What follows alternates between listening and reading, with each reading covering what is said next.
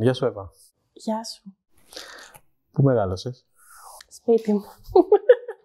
Πού ήταν το σπίτι σου? Λοιπόν, θα σου πω. Μεγάλωσα σε μία γειτονιά του Πειραιά. Αυτό. Γεια σας. Λιώσαμε. Λοιπόν, θα σου πω κάτι τώρα και θα μου πεις την αλήθεια. Το γέλιο μου είναι cringe. Θα σου πω γιατί σε ρωτάω. Γιατί έχω παρατηρήσει ότι όταν γελάω, το στόμα μου είναι κάπως...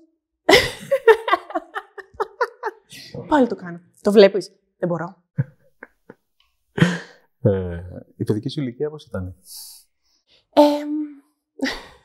Και κλαίω. Λοιπόν, νομίζω μου ούτε αυτό μες στον καφέ. Πειράζει. Ωραία.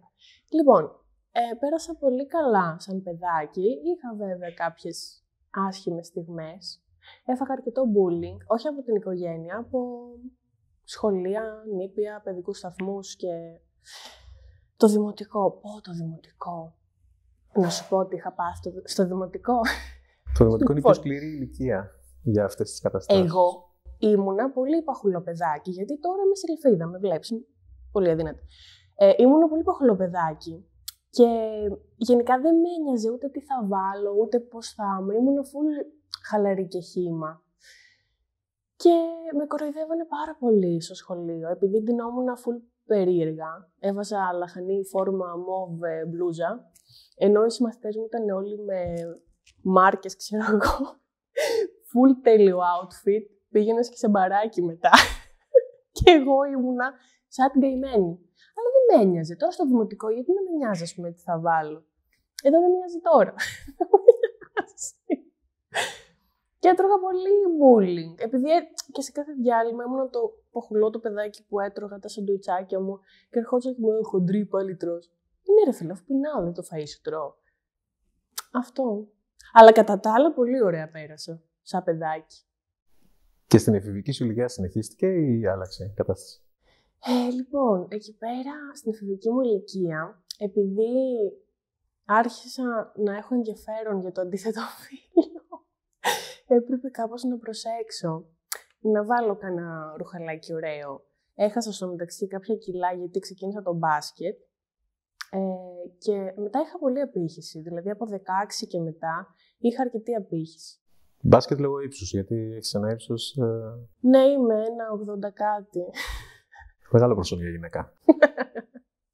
Ναι, γιατί αλλάζω λάμπες χωρίς να χρειάζομαι άντρα. Δεν εννοούσα αυτό ακριβώς. Καλά, είναι προφανώς. Και μόλις τελείωσες στο Λύκειο, τι σπούδασες? Σπούδασα στην ΟΣΟΕ Marketing και Επικοινωνία. Μετά δούλεψα 3 χρόνια σαν Digital Marketing Expert σε κάποιες εταιρείες. Μετά άνοιξα το OnlyFans, άνοιξα μια δική μου εταιρεία παραγωγής βίντεο και έκανα και μεταπτυχιακό πάλι στην ΟΣΟΕ, διοίκηση ανθρώπινου δυναμικού. Το οποίο το μετανιώνω ακόμα. Δεν το έχεις τελειώσει ακόμα. Τώρα τελειώνω το Γενάρη.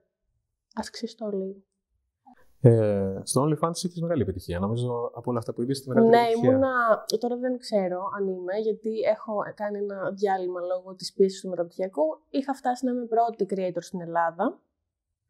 0,3 ήμουνα στον κόσμο για κάποια στιγμή. Είχε πολύ καλή επιτυχία και θεωρώ ότι με τη νέα χρονιά, αφού φεύγει και το μεταπτυχιακό από πάνω μου, θα γίνει ακόμα πιο χαμούλης.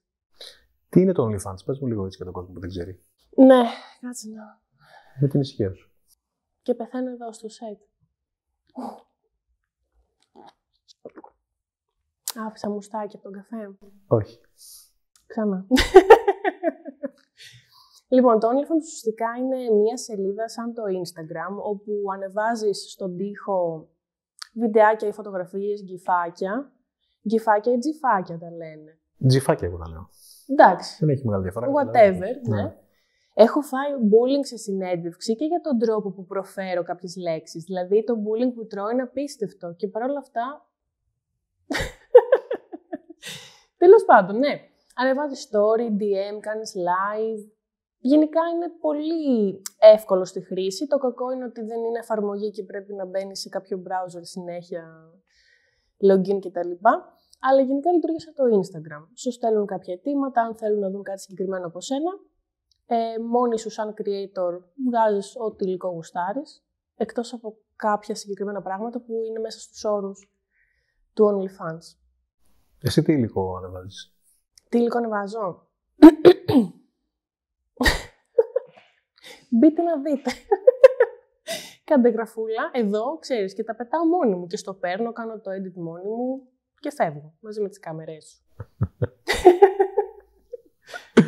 Λοιπόν, το υλικό μου είναι αισθησιακό, πολύ ωραίο, να το πούμε και αυτό. Πώς το λέει ο παπάς που ευλογεί τα γένια του? Εγώ είμαι αυτός ο παπάς. Το τι είναι ωραίο φαίνεται και από την επιτυχία που είχε. Εντάξει, ναι. Αν και θέλω να πω σε αυτό το σημείο, γιατί πολλοί θα βγούνε και θα πούνε πω αυτή η αρκούδα είναι πρώτη στην Ελλάδα, γιατί αυτό είναι legit σχόλιο που έχω ακούσει σε προηγούμενη μου συνέντευξη. Πολλοί με λέγανε αρκούδα, δεν ξέρω γιατί. Και ρουφιέμαι τώρα και γίνομαι τόση. Και σου λέει πώς γίνεται αυτή η αρκούδα που είναι χάλια, δεν βλέπετε να είναι πρώτη στην Ελλάδα. Γίνεται. Γίνεται γιατί ο κόσμος που θα μπει να κάνει subscribe σε ένα τέτοιο site θέλει παρέα, θέλει διάδραση, θέλει να μιλήσεις. Δεν τον ενδιαφέρει τόσο η εμφάνισή σου. Και αυτό το λέω και σε πάρα πολλές κοπέλες που θέλουν να γίνουν creator. Γιατί μου στέλνουν πολλές κοπέλες για συμβουλές και μου λένε «Αχ, Εύα, έχω κυλίτσα να ανοίξω OnlyFans». Καλέ, εννοείται, η κυλίτσα είναι τέλειο. Δηλαδή, γενικά όποιος έχει κάποιο χαρακτηριστικό, όχι περίεργο, ξεχωριστό. Μπορεί κάποια να έχει ροζ μαλλιά, να έχει κυλίτσα, να είναι κοτούλα, ψηλούλα, αδυνατούλα, χοντρούλα, δεν έχει καμία σημασία. Δηλαδή, ο κόσμος που μπαίνει εκεί θέλει εσένα για αυτό που είσαι, για αυτό που έχεις να τους προσφέρεις, όχι να το παίζεις θεάρα, Victoria's Secret, μοντέλο και να ρουφιέσαι κι αυτά. Ο άλλος θέλει να δει και την τρίχα σου και την κυλίτσα σου και τη μασχάλη σου και τα πάντα σου. Γιατί σε στηρίζει για αυτό που είσαι. Δεν μπαίνει να δει κάποια άλλη. Εσένα θέλει. Και την παρέα σου. Θέλει να περάσει καλά, να γελάσει. Ναι, βέβαια. Να σου πει τον πόνο του. Πολλοί δεν μπαίνουν καν με σεξουαλική διάθεση ή τουλάχιστον δεν μου το κάνουν εμφανές. Μπαίνουν για να τα πούμε. Αυτό, να έχουν έναν άνθρωπο να μιλήσουν. Κάποιοι θα πούνε ότι είναι λίγο σάντα αυτό. Τύπου πώς φτάσαμε στην κοινωνία να είναι έτσι τα πράγματα. Αλλά αυτό είναι αυτή τη στιγμή. Το OnlyFans υπάρχει, εξυπηρετεί κάποιες ανάγκες. Εμείς οι creators εξυπηρετούμε κάποιες ανάγκες. Πληρωνόμαστε γι' αυτό προφανώς, δεν το κάνουμε για την ψυχή της μάνας μας. Είναι η δουλειά μας. Και κάπως έτσι υπάρχει μια αλληλεπίδραση και μια αλληλοεξυπηρέτηση, αν θες. Μιας και μίλησες για χρήματα. Τα χρήματα είναι ικανοποιητικά σε αυτό το επίπεδο για να μπορέσεις να κάνεις μόνο αυτό και να μπορείς να ζεις. Ναι, τα χρήματα είναι ικανοποιητικά και θεωρώ γενικά πλέον μπαίνουμε στο 23 αισίως, ζωντανή. Οποιαδήποτε δραστηριότητα κάνεις από το ίντερνετ σου αποφέρει κέρδος. Δηλαδή, μόνο και μόνο αν φανταστείς ότι δεν έχεις την κίνηση, τα έξοδα, στο δρόμο, βενζίνες, πήγαινε έλα, είσαι σπίτι σου με τον εξοπλισμό που ήδη έχεις, όποιος και αν είναι αυτός, κάποια χρήματα θα τα βγάλεις. 300 ευρώ, 3.000 ευρώ, 300, δεν ξέρω, ανάλογα τη δυναμική του καθενός. Το 300 με το 3.000 βέβαια είναι η διαφορά ότι με τα 300 δεν μπορείς να ζήσεις μόνο από αυτό, πρέπει να κάνεις και κάτι άλλο. Αλλά άμα το συνεχίσεις και το πουσάρεις, δεν θα μείνεις στα 300. Είτε κάνεις YouTube, TikTok, Twitch, OnlyFans, οτιδήποτε. Πόσο καιρό το κάνεις αυτό? Το Φλεβάρι κλείνω 2 χρόνια. Και μετά από πόσο καιρό ξεκίνησες να βλέπεις έτσι αποτελέσματα? Από τον πρώτο μήνα. Τον πρώτο μήνα, Ναι. Το κάνω καλά. Τίποτα δεν είναι τυχαίο. Μου το λένε πολύ. Τίποτα δεν είναι τυχαίο, εγώ το πιστεύω. Ναι, ναι. Όχι, εγώ θεωρώ το ανταγωνιστικό μου πλεονέκτημα, αν θες, νομίζω είναι η ετυμολογία μου και η διάδρασή μου με τον κόσμο. Γιατί είμαι πάρα πολύ αυτός μου, πολύ φυσική. Ο άλλος μου ανοίγεται πολύ εύκολα και είμαι αληθινή. Δεν έχω πει ποτέ ψέματα στον κόσμο μου. Συμφωνώ. Και κλαίω. Αυτό που τρίζει θα μου μπει πουθενά. Δεν ξέρω αν αντέχει. Να σου πω κάτι, αν πέσεις κάτω, αν πέσεις κάτω θα φτάσουμε 1 εκατομμύριο views. Τέλεια, και πέφτει. Όλα για τα views, τίποτα δεν είναι αληθινό, είναι ελαστημένα. Σας λέμε ψέματα τόση ώρα. Πώς προέκυψε το OnlyFans, Τέλειο, αυτή είναι η αγαπημένη μου ερώτηση. Λοιπόν, άκουσε να δεις. Εγώ δούλευα σε μια εταιρεία χάλια. Δηλαδή, τι να πω για αυτή την εταιρεία. Όταν λέω χάλια, Από κάθε άποψη. Δηλαδή και συνάδελφοι και το κτίριο και οι υποδομές και οι συνθήκες δεν υπήρχε. Ο κόσμος ήταν καταρχάς τρελαμένος, δεν ξέρω τι είχαν πάθει. Νευρική, πολλή αγένεια. Το κτίριο ήταν τιμόρροπο, σου πετάγονταν σοβά στο κεφάλι. Την ώρα που ήσουν εκεί στο PC και έγραφες, έτρωγες και ένα σοβά στο κεφάλι. Τέλος πάντων, και λέω: δεν μπορώ να μείνω εγώ εδώ πέρα, θα πάθω τίποτα. Είχα βγάλει 100 ψυχοσωματικά.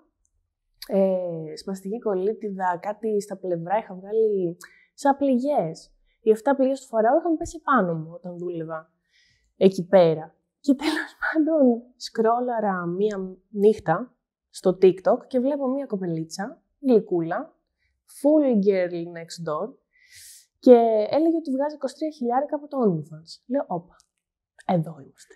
Τι είναι το OnlyFans? Αυτό έγινε τέλος Γενάρη του 2021. Ούτε ήξερες τι είναι πριν. Δεν ήξερα τίποτα. Εγώ τελείως κοιμόμουν. Και τέλος πάντων μπαίνω, βλέπω, καταλαβαίνω και λέω αυτό θα κάνω. Ούτως ή άλλως, το Instagram μου ήταν πιο αισθησιακό. Είχε τέτοιο περιεχόμενο. Δεν τρεπόμουν ποτέ να βγω γυμνή ή κάνω γυμνισμό κάθε χρόνο από 18 χρονών, ας πούμε. Δεν έχω θέμα με το γυμνό. Και λέω, ναι, αυτό είναι. Είναι το επάγγελμα της ζωής μου αυτό το πράγμα. Τέλος πάντων, δεν είχα. Πήγα να πω ότι είχα έναν υπολογιστή, αλλά δεν είχα. Γιατί χρειάζεται να έχεις ένα καλό εξοπλισμό για να κάνεις τη δουλειά σου, τέλος πάντων, όπως πρέπει. Τέλος πάντων, φτιάχνω έναν καλό υπολογιστή, παίρνω μια κάμερα, κάνω ό,τι χρειάζεται προκειμένου να μπορέσω να το στήσω και ξεκίνησα. Βέβαια, το content μου τότε δεν έχει καμία σχέση με τώρα. Θα ρευτώ. Να μπει αυτό, παρακαλώ. Τέλεια. Λοιπόν, άκου. Όταν μιλάω πολύ, το παθαίνω και στα live μου αυτά. Και ο κόσμος από κάτω, ναι, ρέψου κυρία Εύα, ρέψου κυρία Εύα. Είμαι γνωστή σαν κυρία Εύα στο ευρύ κοινό. Τι έλεγα, δεν έχω ιδέα. Και φεύγω. Και κλείνουμε τα πάντα. Ότι το content σου άλλαξε από τότε που ξεκίνησες? Ναι, ήταν λίγο πιο soft στην αρχή. Τώρα δεν είναι τόσο. Είμαι πολύ πιο άνετη και απελευθερωμένη και με τα request, αυτά που μου ζητάνε να κάνω. Αλλά και επειδή μόνη μου το θέλω και το κάνω και το γουστάρω και βαϊμπάρω και μου αρέσει πάρα πολύ. Και φαίνεται. Το ξέρω. Η πρώτη σου φορά θέλω να μου πεις πώς ήταν. Δηλαδή, το είδες, το σκέφτηκες ότι θα το κάνεις και είναι τελείως διαφορετικό να το έχουμε στο μυαλό μας και να το κάνουμε πραγματικότητα. Και όταν μπήκες μπροστά στην πραγματικότητα, πώς ήτανε? Λοιπόν, η πρώτη μου φορά ήταν με τον Αλέξανδρο. Λοιπόν, η πρώτη μου φορά. Κάτσε να θυμηθώ, γιατί πάνε και χρόνια και συνεχίζω εγώ. Απλά ανέβασα ένα βιντεάκι που μίλαγα, δεν θυμάμαι, κάτι πολύ απλό. Και είχε μεγάλη απήχηση και τότε κατάλαβα ότι το OnlyFans δεν είναι μόνο για σεξουαλικό περιεχόμενο, είναι για τα πάντα. Για τι πράγμα μίλαγες? Για τη ζωή μου, δεν θυμάμαι, για τη μέρα μου. Ανεβάζω τέτοια βιντεάκια από εκεί που. Και γενικά κάνω live και τα λέω με τον κόσμο. Απλά καθημερινά πράγματα. Εντάξει, μπορεί να αντιθώ λίγο πιο σαν να βγαίνω σε κλαμπ και να μπω να κάνω live στο OnlyFans, αλλά και αυτό δεν είναι απαραίτητο. Γιατί όπως είπα πριν, ο κόσμος το μόνο που θέλει είναι να είσαι εκεί. Και ας είσαι και με ένα footer και οτιδήποτε. Αυτό. Μπορείς να τρως με τον κόσμο, να μιλάτε. Οτιδήποτε. Που να μην έχει να κάνει καν με σεξουαλικό περιεχόμενο. Αυτό ήταν το πρώτο βίντεο. Βγήκε σε ένα βίντεο και άρχισες να μιλάς και πήρες κόσμο. Ναι. Και με μαγιό και με εσώρουχα, τέτοια θυμάμαι έκανα. Μετά το πήγες εκεί. Έχουν αφαιρεθεί τα εσώρουχα. Εσύ γελάω περίεργα. Όταν γελάω, το στοματάκι μου γίνεται μικρό. Θα το δεις. Κάνε με να γελάσω τώρα. Εγώ από αυτό το βλέπω μια χαρά. Στο βίντεο μετά που θα το ζουμάρω πιο πολύ, ίσως το... Κακό θα είναι. Θα βάζω χέρι μπροστά και θα φαίνεται το νύχι μπαφάκι. Μια τυπική μέρα, θέλω να μου πεις. Δικιά μου? Ναι. Πρέπει να μου προσδιορίσεις χρονικό πλαίσιο, γιατί εγώ κάθε μήνα έχω διαφορετική ζωή πλέον. Πες μου, ποιας χρονολογίας? Θέλω να μου, επειδή μιλάμε για το OnlyFans, θέλω να μου πεις μια τυπική σου μέρα όταν ήσουν full στο OnlyFans. Ναι. Λοιπόν, δεν κοιμάσαι. Το βασικό είναι αυτό, να μην κοιμάσαι. Λοιπόν, Ξυπνάς το πρωί. Βασικά, η πολλή διάδραση είναι το βράδυ, που ο κόσμος έχει όρεξη, που έχει ελεύθερο χρόνο, που κοιμούνται οι κοπέλες τους. Και τους και όλους. Απεγραφεί όλοι τώρα από το κανάλι μου. Πω, έχω τόσες ιστορίες να πω, δεν ξέρω αν προλαβαίνω. Θα βγει τεράστιο αυτό το βίντεο. Δεν πειράζει. Ωραία. Λοιπόν, μια καθημερινότητα. Το πρωί ασχολούμαι με το να τραβήξω content, μετά να κάνω το edit και καθώς βραδιάζει πιάνω τα DM, τα προσωπικά μηνύματα. Ή κάνω ένα liveάκι ή και τα δύο. Και μπορείς να κλείσεις και 15 ώρες να είσαι ενεργή μέσα στο OnlyFans. Γενικά, προφανώς, όπως και με όλα τα πράγματα σχεδόν, όσο πιο πολύ δώσεις, τόσο πιο πολύ θα πάρεις. Όσο πιο πολύ είσαι από πάνω, τόσο πιο πολύ θα πάρεις. Αλλά όπως είπα, αν κάποιος σκεφτεί που όλοι είμαστε σχεδόν χρήστες του Instagram, πώς είναι η ζωή με το Instagram, το ίδιο πράγμα είναι με το OnlyFans. Story, post, DM. Εσύ διατηρείς και Instagram? Έχω Instagram, Reddit, Twitter, TikTok. Έχω Discord server που είμαστε 14.000 άτομα εκεί μέσα. Κάνουμε πολλές καφρίλες μέσα στο Discord. Θα πω μία, μπορεί να πω και δύο. Θα πω τρεις. Είμαι εντάξει. Σταματάω στο 3. Πέρσι τα Χριστούγεννα είχα φτιάξει μελομακάρονα με τον κόλλο μου. Μη με ρωτήσεις πώς. Μπες στο Discord να δεις. Μη γελάς. Επίσης, με τον κόλλο μου είχα φτιάξει και έναν άνθρωπο. Με τον κόλλο μου κάνω πολλά πράγματα. Είμαι expert σε αυτό. Και γυρνάω και κάθομαι έτσι τώρα. Λοιπόν, και η συνέντευξη κάνει ο κόλλος μου πια. Όχι εγώ. Ξέρεις, η απορία που μου δημιουργήθηκε τώρα είναι με ποιο μέρος. Δεν μπορώ να σου εξηγήσω, Ακριβώς. αλλά έχω φτιάξει έναν άνθρωπο, έχω κάνει μελομακάρονα. Έχω κάνει και παγωτό. Το παγωτό, ναι, το θυμάμαι και το θυμούνται και όλοι μου οι fans. Πράγμα το πιο δύσκολο το παγωτό. Το παγωτό ήταν το πιο εύκολο. Το μελομακάρονο ήταν το δύσκολο με το καρύδι. Αυτό ήταν το πιο δύσκολο. Αλλά ναι, γενικά το content μου, από ό,τι έχεις καταλάβει, έχει full humor μέσα, έχει και αισθησιακό. Τελικά είμαι πολυεργαλείο. Αλλά ναι, χρησιμοποιώ πολύ το χιούμορ στη δουλειά μου, γιατί γενικά δεν θέλω να με ξέρει ο κόσμος μόνο σαν άλλο ένα OnlyFans model. Θέλω πιο πολύ να με ξέρουν για το content που βγάζω κυρίως στα live μου, σε οποιαδήποτε πλατφόρμα κάνω live, είτε στο Twitch είτε στο TikTok. Θα ξεκινήσω και YouTube με τη νέα χρονιά, βλογκάκια. Ναι, θα τα πάρω όλα το 23. Ένα μεγάλο κομμάτι της επιτυχίας σου οφείλεται στο χιούμορ, εγώ το πιστεύω. Και εγώ αυτό πιστεύω, γιατί από εμφάνιση σώθηκες. Και θα βγουν όλοι τώρα γουρούνι, αρκούδα, χοντρή. Τα κλασικά είναι αυτά. Άμα δεν με πει κάποιος χοντρή, δεν πάει καλά η μέρα μου αρχικά. Να το ξεκινήσω από εκεί. Ψάχνοντας πριν συναντηθούμε για να δω τι μπορώ να βρω online για σένα, συνειδητοποίησα αυτό το πράγμα. Ότι έχεις χιούμορ. Ναι. Και δεύτερον, κάτι πολύ σημαντικό, αυτό που λέγαμε και πριν, ότι δεν σε ενδιαφέρει η γνώμη των άλλων. Που είναι πάρα πολύ σημαντικό προσόν για κάποιον. Και μπορεί να λες ότι εγώ δεν με νοιάζει, αλλά το παίρνεις μέσα σου και λες και σου αλλάζει το. Εσύ πραγματικά φαίνεται ότι δεν σε νοιάζει. Ναι, πραγματικά δεν με νοιάζει. Είναι πολύ μεγάλο προσόν αυτό. Ξέρεις τι, με νοιάζει πάρα πολύ ο κόσμος, δηλαδή να είναι καλά, να βαϊμπάρουμε, να περνάμε καλά. Είμαι πολύ δοτικός άνθρωπος, αλλά πάλι θα ρευτώ. Άλλοι πληρώνουν για να μ' ακούνε να ρεύομαι. Μη σου πω τι άλλο, μη σου πω. Λοιπόν, έλεγα ότι είμαι full δοτικός άνθρωπος και μ' αρέσει να βαϊμπάρω με τον κόσμο. Αλλά αν κάποιος, ειδικά άγνωστος σε μένα, έρθει και μου πει κάτι αρνητικό, το πιο πιθανό είναι να γελάσω παρά να με πειράξει. Δεν παίζει να με πειράξει με τίποτα. Οι αντιδράσεις που παίρνεις όταν το λες ανοιχτά, γιατί είμαι σίγουρος ότι το λες ανοιχτά. Ποιο πράγμα? Ότι είσαι creator στο OnlyFans και το τι κάνεις. Τώρα άνοιξες μια τεράστια κουβέντα.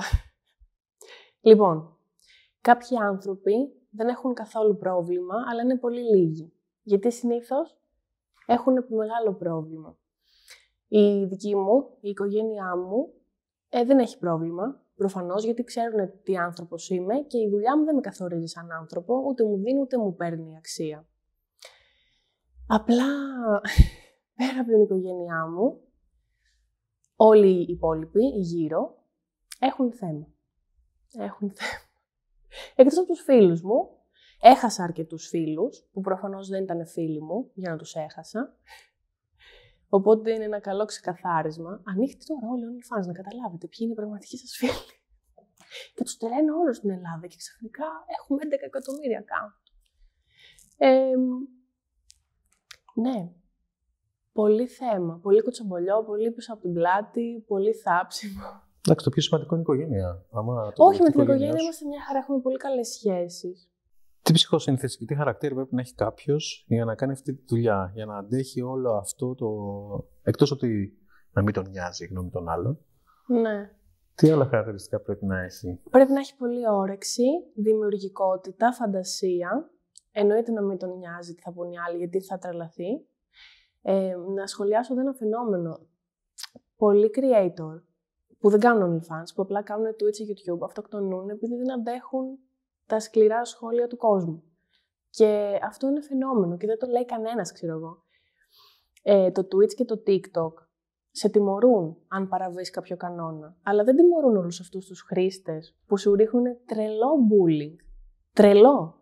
Δηλαδή ο άλλος να μου βρίζει μάνα, πατέρα, οικογένεια, ό,τι ιερό και όσο υπάρχει, αλλά εγώ, άμα του πω κάτι, θα μου κλείσουν το account και θα είμαι εγώ η κακιά, ας πούμε. Που αυτό δεν έχει καμία λογική. Δεν προστατεύει το community, τους creator, ίσα-ίσα απλά τους τα παίρνει. Γιατί αυτό γίνεται σε κάθε πλατφόρμα. Ναι. Μάλλον τα comments είναι τόσο πολλά που δεν μπορούν να τα ελέγξουν και επειδή σου δίνουν και το δικαίωμα να διαγράφεις τα comments εσύ από μόνος σου, αφήνουν χήμα. Βέβαια Ναι, δεν είναι δίκαιο αυτό. Όταν έχεις 8.000 viewers που έχω εγώ στο TikTok, στα live μου, πριν μου τα κλείσουν τα account, θα κάθομαι εγώ να τα διαγράφω ένα-ένα. Δεν γίνεται. Πολύ toxicity, χωρίς λόγο κιόλας. Για ποιο λόγο τα κλείσουν τα TikTok? Τα πρώτα μου τα κλείσανε για σεξουαλικό περιεχόμενο που δεν ήταν. Δηλαδή μπορεί να βγαίνει απλά με μαγιό, που βγαίνουν εκατομμύρια creator με μαγιό, αλλά το δικό μου το μαγιό είχε το θέμα μάλλον. Ένα άλλο γιατί φαινόταν λίγος καπνός που έκανα κρυφά ένα τσιγάρο πιο πέρα από την κάμερα, αλλά μου το κλείσανε. Και άλλο ένα μου το κλείσανε γιατί έλεγα αυτά που είπα πριν λίγο, τα έλεγα στα live μου. Δηλαδή, ό,τι κακό έχει κάθε πλατφόρμα, για τη δική μου γνώμη, λογοκρισία απλά. Αυτό, λογοκρισία. Ξεκάθαρα. Τι είδους συνδρομητές έχεις? Καταρχήν θέλω να ρωτήσω κάτι πιο συγκεκριμένο. Ναι. Έχεις γυναίκες? Κοίταξε να δεις. Οποιοδήποτε σεξουαλικό προσανατολισμό. Νομίζω ότι δεν έχω γυναίκες, αλλά δεν είμαι και σίγουρη, γιατί έχω πιάσει κάποιους άντρες να θέλουν να με πείσουν ότι είναι γυναίκες, που δεν ξέρω γιατί. Δηλαδή πες ότι είμαι άντρας και απλά γουστάρω να το παίζω γυναίκα, δεν καταλαβαίνω που είναι το πρόβλημα. Ή μπορεί να νιώθουν όντως έτσι, που δεν είναι κανένα θέμα. Δεν έχω πρόβλημα με αυτό, με οτιδήποτε δεν έχω πρόβλημα. Είμαι πολύ ανοιχτή σαν άνθρωπος. Απλά θέλουν ντε και καλά να με πείσουν ότι είναι γυναίκες. Έχω ζευγάρια, κάνουμε και βιντεοκλήσεις και περνάμε τέλεια. Και κυρίως έχω άντρες, δηλαδή πιστεύω 95% είναι άντρες. Η βιντεοκλήση στο OnlyFans, όχι. Γενικά. Ναι. Οι βιντεοκλήσεις στο OnlyFans χρεώνονται? Ρωτάω γιατί δεν έχω ιδέα. Δεν έχεις τη δυνατότητα να κάνεις βιντεοκλήση μέσω OnlyFans, έχεις όμως τη δυνατότητα να κάνεις privé live, δηλαδή να ανοίξεις live μόνο για 1-2 άτομα, δεν ξέρω πόσοι. Okay. Αυτό. Οπότε ναι, οι βιντεοκλήσεις είναι αλλού. Και γενικά τι είδους συνδρομητές έχεις στο OnlyFans? Τα πάντα. Δηλαδή η ποικιλομορφία είναι τεράστια.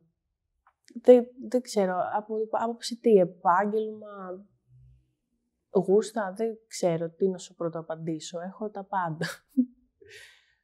Ναι. Έχω ένα πολύ αντιπροσωπευτικό δείγμα της ελληνικής κοινωνίας. Για να έχεις και τόσους πολλούς. Έχω και τους. Παίρνεις και personal request, custom. Ναι, δηλαδή, ναι, custom video. Ναι. Ή φωτογραφίες. Ρώτα με. Πες μου λίγο τα πιο χαρακτηριστικά. Ναι, είναι στάνταρ ερώτηση που σε ρωτάνε, είμαι σίγουρος. Λοιπόν, ένας με είχε βάλει να ντυθώ δεινόσαυρος. Αυτή τη φουσκωτή τη στολή την είχα πάρει από το Amazon. Βέβαια την έσκασα, μην με ρωτήσεις πώς. Ένας άλλος ήταν μόδα να κάθομαι πάνω σε τούρτες. Ναι. Γενικά. Να κάθεσαι πάνω σε τούρτες. Ναι. Κάθομαι σε τούρτες. Πόσες τούρτες είχες δηλαδή? Είχα πάρει 3 τούρτες και καθόμουν τώρα πάνω στην τούρτα. Καθιστή. Καθόμουν πάνω στην τούρτα, ναι. Τι άλλο να σου πω. Ένας άλλος θέλει να υποδίωμε τον Κυριάκο τον Μητσοτάκη. Μη γελάς, ναι. Αυτόν τον αγαπώ ιδιαίτερα, γιατί στην αρχή δεν καταλάβαινα άμα μου κάνει πλάκα ή όχι. Γιατί μπαίνουν και μερικά τρολάκια, απλά για να τα πούμε, ξέρω εγώ. Αλλά νομίζω όντως γουστάρει το Μητσοτάκη. Τελικά έχω καταλήξει σε αυτό το συμπέρασμα. Έχει πώς το λένε, τα φλερ του ο Πρωθυπουργός. Δεν το περίμενα αυτό. Ναι. Και το πράγμα λειτουργεί, σου λέει όλες, εγώ θέλω αυτό το request, εσύ θέτεις μια τιμή, σου δίνει τα χρήματα και το κάνεις. Ναι, εγώ ουσιαστικά τι κάνω, κάνω acting. Μπαίνω σε ένα ρόλο, υποδίωμαι, είτε με βίντεο, είτε με chat. Μέσα στο chat μπορεί να θέσουμε ένα σενάριο και πατάμε πάνω σε αυτό. Πες μου ότι είναι τώρα εύκολο να έχεις OnlyFans. Καθόλου. Είναι δύσκολο. Αλλά είναι ενδιαφέρον όμως. Πολύ ενδιαφέρον. Πάρα πολύ. Δηλαδή, εγώ στο λέω ειλικρινά, δεν το κάνω για βιοποριστικούς λόγους. Πραγματικά. Είναι η διασκέδασή μου, είναι τα πάντα μου, είναι το επάγγελμα της ζωής μου. Δεν θα μπορούσα να κάνω κάτι άλλο, πιστεύω. Ή με το OnlyFans. Σου ταιριάζει, φαίνεται. Ναι, μου αρέσει πάρα πολύ, το διασκεδάζω πάρα πολύ. Αφού σε πάρα πολλούς δεν ζητάω λεφτά, γιατί απλά εμένα με διασκεδάζουν. Και αυτό το λέω ειλικρινά. Πέρα από το φαν τώρα, πεις το άλλο κομμάτι. Ναι. Γιατί κυκλοφορεί πολύ περίεργος κόσμος. Και... Γιατί το λες? Όλοι είμαστε καλά. Παντού, αλλά πολύ περισσότερο σε πλατφόρμες τέτοιες που... Εννοείς διαδικτυακά ότι ο κόσμος είναι λίγο περίεργος? Κυκλοφορεί πολύ περίεργος κόσμος στο διαδίκτυο και ήθελα να σε ρωτήσω τι άσχημες εμπειρίες είχες από όλη αυτή τη διάδραση με τον κόσμο στο OnlyFans. Κάποια εμπειρία πολύ άσχημη δεν έχω, εκτός από 2-3 που με ξέρανε από πριν, κάποιοι με παρακολουθούσαν κάτω από το σπίτι μου ή όταν έπαιζα μπάσκετ, ερχόντουσαν στο γήπεδο και στυνόντουσαν απ' έξω. Που αυτό είναι λίγο άσχημο να συμβαίνει, μην το κάνετε γιατί είναι τρομακτικό. Αλλά κατά τα άλλα δεν είχα κάποια άλλη κακή εμπειρία. Σε γνωρίζουν έξω? Ναι και έχει πολύ πλάκα. Με έχουν γνωρίσει, μου έχουν ζητήσει φωτογραφίες. Θυμάμαι ένας, το καλοκαίρι, τώρα το χειμώνα, δεν ξέρω, δεν με αναγνωρίζουν τόσο. Μήπως επειδή φορά πολλά ρούχα. Μάλλον, το καλοκαίρι λοιπόν είχα πάει στην Αίγινα και με είχαν αναγνωρίσει 3-4. Είχε πάρα πολύ πλάκα. Ο ένας από αυτούς δεν ήρθε να μου μιλήσει από κοντά και μου στείλε στο Instagram και μου λέει ρουφάς την κυλίτσα σου στην παραλία, Ναι. Τι δεν θα τη ρουφάω την κυλίτσα από την παραλία? Αυτό το bullying δεν αντέχω πια. Έχω φάει τόσο bullying που απλά πλέον γελάω. Και δεν γελάω επίτηδες για να πω αχ, κοίτα να δεις γέλας. Πραγματικά γελάω, μου είναι διασκέδαση. Δεν ξέρω. Πρέπει να μιλήσω σε κάποιον ειδικό γι' αυτό. Θεωρείς ότι έχω πρόβλημα? Πες μου την αλήθεια. Θεωρώ ότι έχεις μεγάλη αυτοποίθηση στον εαυτό σου πλέον και δεν σε ενδιαφέρει καθόλου. Αυτό θεωρώ. Μακάρι είναι αυτό και να μην έχω κάποιο ψυχό. Όχι, άμα είναι δεν μπορώ άλλα χάπια στη ζωή. Παίρνω ήδη αρκετά. Τι άλλο έχει αλλάξει στη ζωή σου τώρα? Έχεις δει διαφορετικά τους άντρες και γενικά? Κοίτα, πέρα από το γεγονός ότι έχω χάσει κάποιους ανθρώπους και ότι δεν με αποδέχονται κάποιοι άνθρωποι που εμένα δεν με πειράζει. Εντάξει, αναγνωρισιμότητα όχι τεράστια, γιατί δεν είμαι ακόμα τουλάχιστον πολύ γνωστή. Δεν έχει αλλάξει κάτι άλλο. Εγώ πάντα έτσι ήμουνα, πάντα έτσι είμαι και ίσα-ίσα χαίρομαι κιόλας να έρχεται και να μου μιλάει ο κόσμος. Και το λέω, ελάτε μιλήστε μου, ελάτε να τα πούμε από κοντά. Κάποιοι ντρέπονται. Δεν ξέρω γιατί. Εσύ ντρέπεσαι να μιλάς στον κόσμο? Καθόλου. Τους αγαπάω πραγματικά όλους. Είμαι το άτομο που έλα να σ' αγκαλιάσω. Είμαι πολύ έτσι, ναι. Είσαι εξωστρεφής γενικά στη ζωή? Πολύ, ναι, πάρα πολύ εξωστρεφής. Τα όνειρά στα σχέδιά σου για το μέλλον, όσον αφορά το OnlyFans και τα γενικά γενικώς, δεν ξέρω αν θα το συνεχίσεις? Νομίζω το είπα και πριν ότι θα ήθελα να γίνω πιο γνωστή. Όχι από την άποψη ότι έχω καμιά τρέλα να γίνω γνωστή, από την άποψη ότι θέλω να προσφέρω content, θέλω να κάνω τον κόσμο να γελάει. Ξέρεις, αυτό το ένα φέρνει το άλλο προφανώς. Μ' αρέσει πολύ αυτή η δουλειά και λόγω του μεταπτυχιακού την παράτησα λιγάκι και αυτό με έριξε ψυχολογικά. Γιατί πραγματικά εμένα ζωή μου δίνει ο κόσμος. Αυτό μ' αρέσει. Η διάδραση, τα live, τα show, όλη αυτή η επικοινωνία που έχουμε και έπρεπε να την περιορίσω λόγω των εξεταστικών, διπλωματικής κτλ. Και αυτό με έχει καταβάλει λιγάκι. Αλλά με τη νέα χρονιά θα επανέλθω. Πότε τελειώνεις το μεταπτυχιακό? Λοιπόν, 31 Γενάρη παραδίδω. Αρχές Φλεβάρι κάνω παρουσίαση. Το Μάρτιο είναι η ορκομοσία που σκέφτομαι να τους καλέσω όλους να το βγάλω ανακοινωθέν στο Instagram. Ναι, θέλω μια ορκομοσία πολύ δυνατή, γιατί στο προπτυχιακό μου είχαν έρθει μόνο 4 άτομα. Και είχα πάρει και έπαινο τότε, μωρέ, γιατί βγήκα πρώτη στην τάξη μου. Μπράβο. Είμαι πολύ φυτό. Γενικά, ό,τι κάνω, το κάνω καλά. Μπράβο, εσύ. Μπράβο. Είναι ο συνδυασμός αυτός, πραγματικά είναι σπάνιος. Ποιο συνδυασμό? Να είσαι creator ερωτικού αισθητικού περιεχομένου και να είσαι και έξυπνη και επιτυχημένη σε επίπεδο ακαδημαϊκό. Εσύ ξέρεις τι πιστεύω, ειλικρινά τώρα. Ότι αν δεν είσαι έξυπνος, δεν θα πετύχει. Γιατί ειδικά στο κομμάτι του ερωτικού περιεχομένου υπάρχουν τόσοι creator και τσάμπα που δεν χρειάζεται να πληρώσεις για να έχεις πρόσβαση σε κάτι τέτοιο. Ο κόσμος δεν ζητάει αυτό.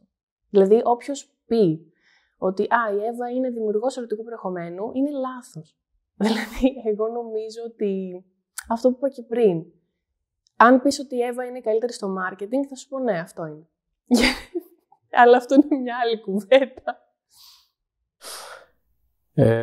Θες να πεις κάτι άλλο? Ναι. Έτσι, να κάνετε όλη εγγραφή στο OnlyFans. Θα το βάλω. Για να πάω ένα ταξιδάκι που θέλω. Ναι, 28 του μήνα πάω Ισλανδία. Και νομίζω πάω Ισλανδία και θα κάνω ένα βλογκάκι για το YouTube λογικά, που θα είναι πολύ ωραίο. Αυτό. Ναι, δεν έχω να πω κάτι. Έχω να πω. Ένα κοινωνικό μήνυμα. Αυτό. Θα ήθελα γενικά, και το σταματάνε όλοι από αύριο, να υπάρχει λιγότερο toxicity στο διαδίκτυο. Γιατί τα πράγματα έχουν ξεφύγει τόσο πολύ. Μπαίνει ο καθένας που έχει 1002 ψυχολογικά, που και εγώ έχω 1025 ψυχολογικά, όχι 1002. Αλλά ρε φίλε, δεν ξεσπάω στον άλλον. Γιατί εγώ, στο παυτουλάκι μου, δεν με ενδιαφέρει. Αλλά ένα άλλο κοριτσάκι, ένα άλλο αγόρι που έχει τα θέματα του, δεν μπορεί να το διαχειριστεί. Και μου είναι από 22 χρονών αντικαταθλιπτικά.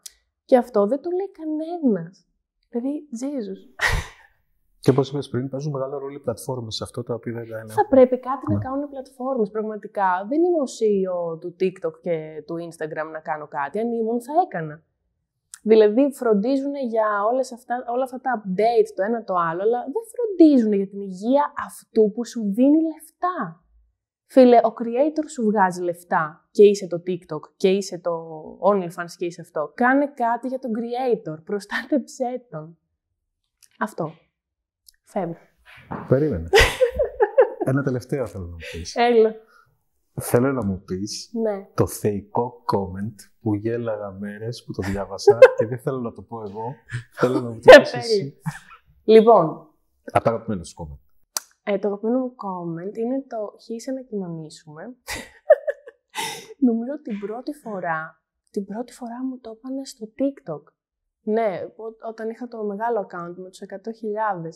Είχα λυθεί στα γέλια. Και μετά αυτό συνεχίστηκε σαν αστιάκι στο Discord και γενικά παντού. Είναι κάποιες ατάκες που το fanbase μου τις λέει. Μία από αυτή είναι η κυρία Εύα και μου μιλάνε στον πληθυντικό, γιατί τους βγάζω κάτι πολύ, δεν ξέρω. Δεν ξέρω. Μοιάζω με MILF, Θεωρούμε MILF. Είμαι 28. Νομίζω το γυαλί σου δίνει λίγο το MILF παρουσιαστικό. Ναι. Αλλά έχω πάρα πολλά από ατάκες, ούτε να πρωτοθυμηθώ, δεν ξέρω. Χύσε Εύα να κοινωνήσουμε, αυτό είναι το...